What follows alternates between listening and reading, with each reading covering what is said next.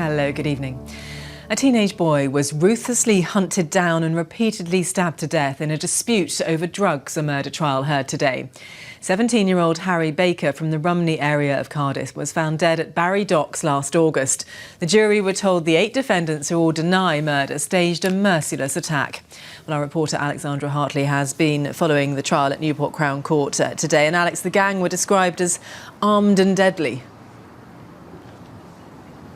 That's right, Andrew. The court heard today how some of the men were armed with knives and lengths of wood. We also heard how Harry Baker and his friend were chased for almost a mile through Barry town centre to the Docklands area. His friend managed to escape, but Harry was not so lucky. He was cornered, the jury heard, by a group, and he was subjected to what has been described as a swift, bloody and merciless attack. The prosecutor said the motive for it all was drugs.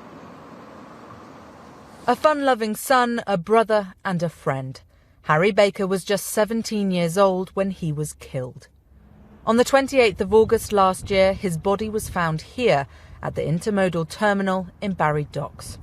A grim discovery for staff arriving for work. He had been repeatedly stabbed and his clothing stripped from his body. 8 men are now on trial here accused of Harry Baker's murder. Today, the court heard how some of the men were armed with knives or lengths of wood. Not all of the defendants were at the scene of the stabbing, but were instead involved in the initial chase to hunt him down.